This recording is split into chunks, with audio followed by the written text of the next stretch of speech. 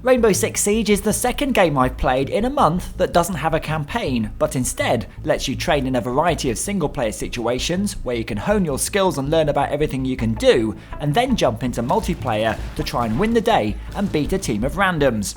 Loading the game up for the first time is an absolute treat, as you're welcomed by one of the best looking intros you'll see in a game so far. It's very realistic, with full performance capture of the lady who's briefing you, and scenes that make you question whether the scene has been filmed or captured. I think it's graphics all the way through, but to be honest, looking at these images, it's hard to tell, and sets the scene very nicely. Basically, the bad guys are threatening to do lots of bad stuff, so you have to stop them with as much force as they have, or even more. This game is also extremely hardcore. You can set the difficulty to normal, hard or realistic, and playing on the harder difficulties is extremely unforgiving. Don't check a corner or clear your lines, and you will die very quickly.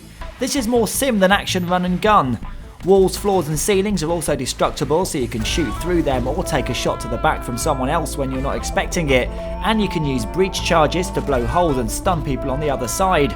There are also many other gadgets at your disposal as well. You can rappel up and down buildings, throw mini floor cams on the ground, which you can drive around to go on an impromptu recon, put down temporary shields, throw barbed wire on the floor to slow people down, and even smash through walls with a massive sledgehammer.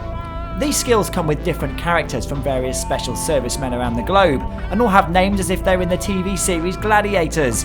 Thermite, Thatcher, Sledge, and Pulse are all fairly amusing names, but it's not funny when one of them knocks a hole in a wall and shoots you in the head. Situations you'll find yourself in include disabling bombs, rescuing hostages, or wiping out enclosed areas. When playing online, you take it in turns to defend and attack, either planning your attack or barricading the room so your aggressors can't get in. Game chat is also open by default to encourage communication with others, but to be honest, unless you're playing in a squad of 5 with people you know, games are usually still rather quiet, and this isn't how it's meant to be played. I can see this game really working with coordinated groups, and judging by the on-screen displays here, it's plain to see this game has been made with esports in mind. Great for teams who talk, not so good if you're trying to matchmake with random gamers around the world. Rainbow Six Siege has great potential, but for solo gamers, it's not really enough to not have a campaign and have a multiplayer mode that's so hardcore.